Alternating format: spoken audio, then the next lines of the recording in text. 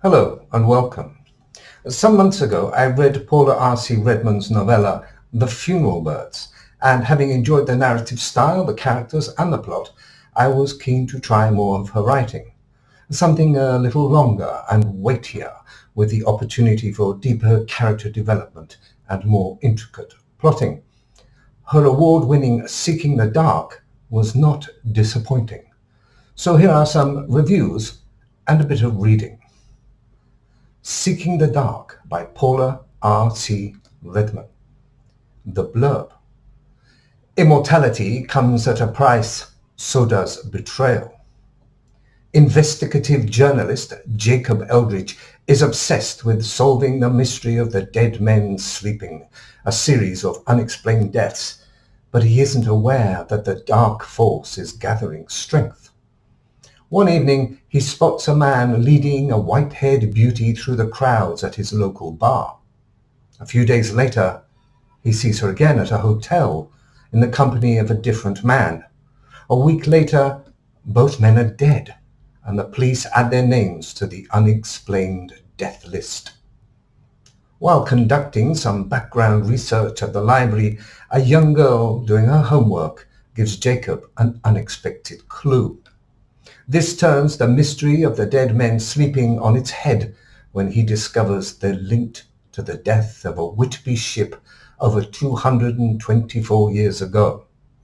Jacob must fight the dark as it closes in, but will he survive? Some reviews. A brilliantly conceived novel that's as much a psychological drama as it is a horror. Sin seeker Amanita is out to avenge the death of her parents at the hands of the dark force, which moves at will from human body to human body with often horrific results.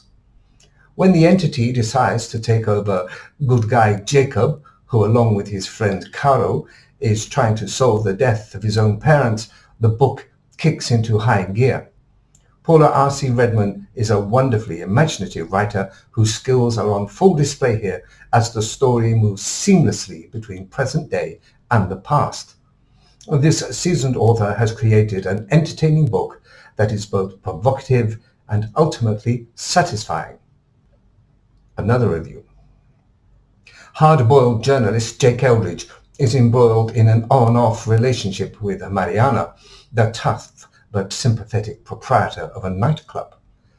It's in this nightclub that Jake first spots Amanita, the white-haired siren who may or may not be responsible for the spate of mysterious deaths known as dead men sleeping.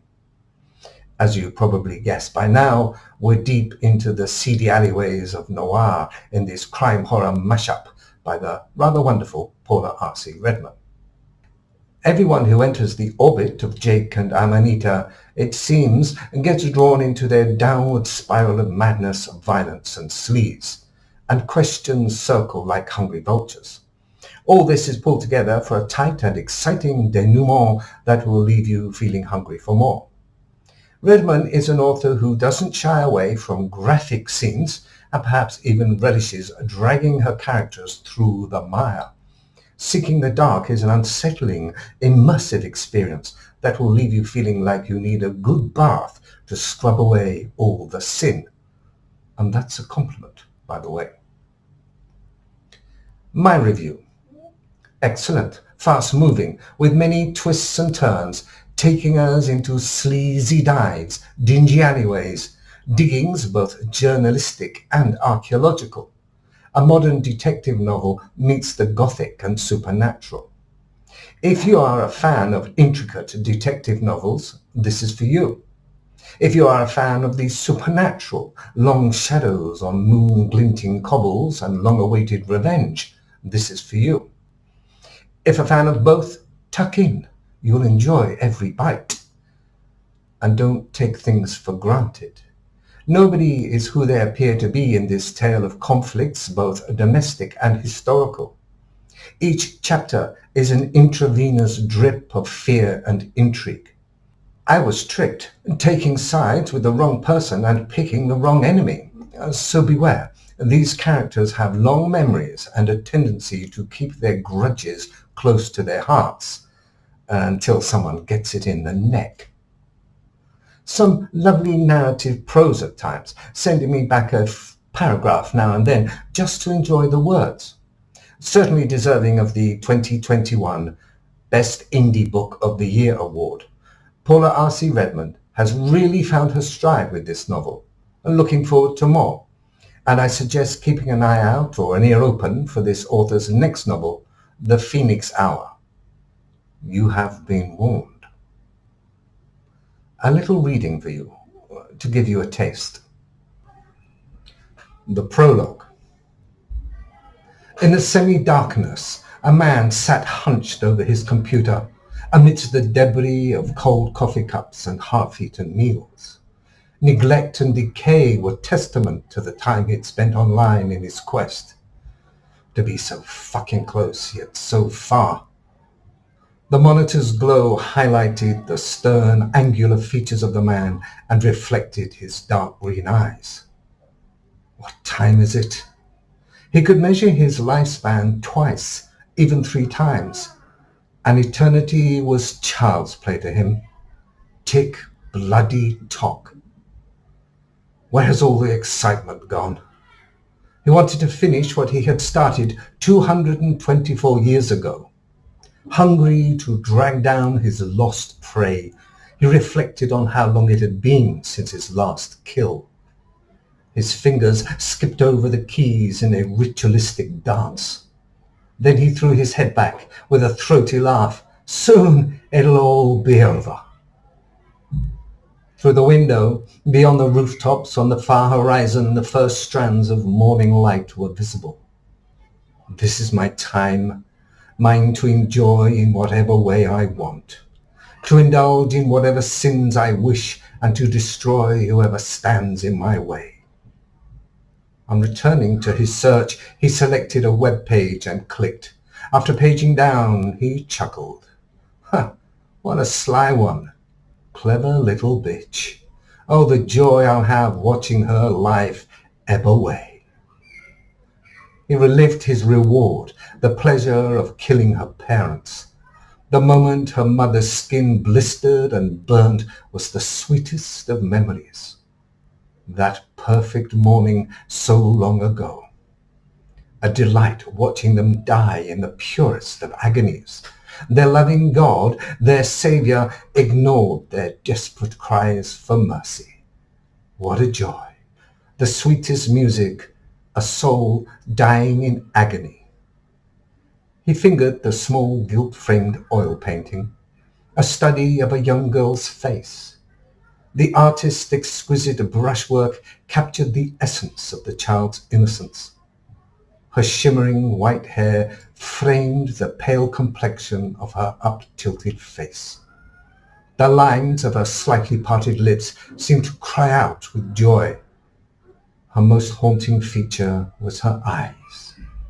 Deep within those pale amethyst pools, he would find the greatest of pleasure when she pleaded with him for deliverance. Oh, the fulfillment I shall have with her. He lifted the knife from his belt. It lay heavy within his hand. His mind bestowed a new memory, his last moment of pleasure when the knife became a gun. The sweet song of lost lives filled his ears as a man pleaded for his life and a woman with fear in her eyes. With no thought for herself, she tried to help him. Now, how he had laughed as he pulled the trigger.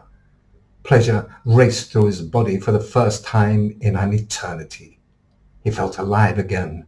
The thirst for blood filled his mouth with the sweetest of tastes.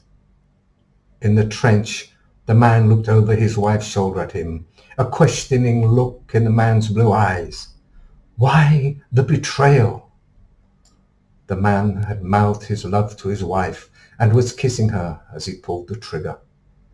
There had been a slight recoil as the bullet took out the back of the man's head.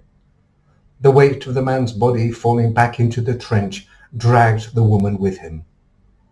She lay across her husband and began to whimper. Bat-like, he had moved around the trench. His excitement bubbled with intensity. He raised the gun again. She reached for her husband's hand as though accepting fate. "I love you, Robert." The bullet sliced through her head. It sent her hair and grey matter in every direction. As the memory faded, the man slid the knife back into his belt and returned to the computer. Curtains. He rose, stretched, and crossed to the window. On opening the curtains, he rubbed his tired eyes before rereading his mundane, bill-paying article. He was dissatisfied with it, but at least it was finished. Last night, arriving home from Mariana's, Jake was buzzing too much for sleep, so he picked up the green folder and set to work. For the first time in a while, he had new information. The sight in the alleyway would have sent anyone screaming. Being a journalist, Jake couldn't just tear himself away. From the shadow he had watched as the guy squatted in the doorway. When the guy stood, Jake had a clear view of the protruding legs. Oh my God, this is it.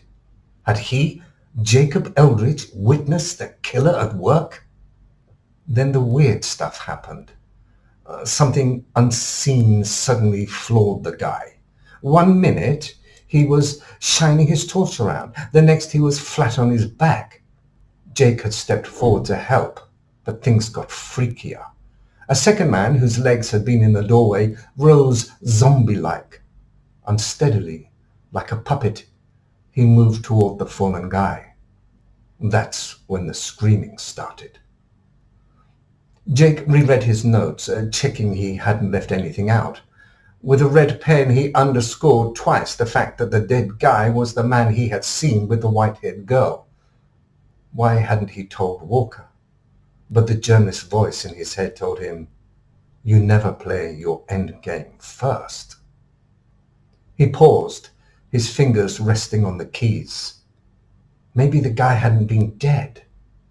Jake voiced the possibility and then dismissed it, knowing it was impossible. Jake pushed the growing number of questions to one side and decided his priority was to find the woman.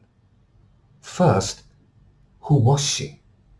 Jake knew for sure he hadn't seen her at the Golden Heart before. Someone must have known her.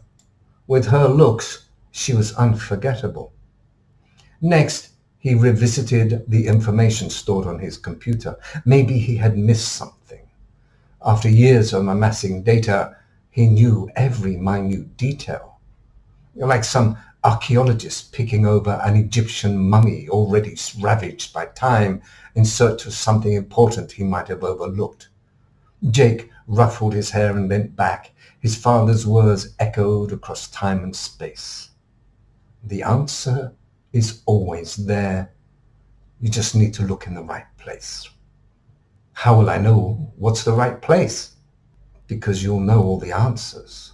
If not, you'll have a whole new set of questions to answer. Remember, nothing worth having comes easily. Even now, after all these years, he wished he had his father's certainty. With a heavy sigh, Jake went back to work. He arranged his newly finished article and emailed it off before he forgot.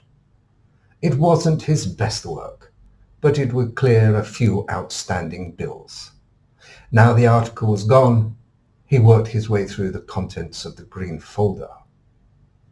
A low hum from his phone broke his concentration. Without looking to see who was calling, he automatically said, "Hello, Jake Eldridge here." "Yes, I know it's you, Jacob. Can I come up, or are you too busy?" I hope I have done the writing some justice. I shall leave you with some shots of what must be one of the author's favorite haunts, and some pictures of some fungi that could take you to some fun places, or living nightmares. Amanita muscaria. Take care.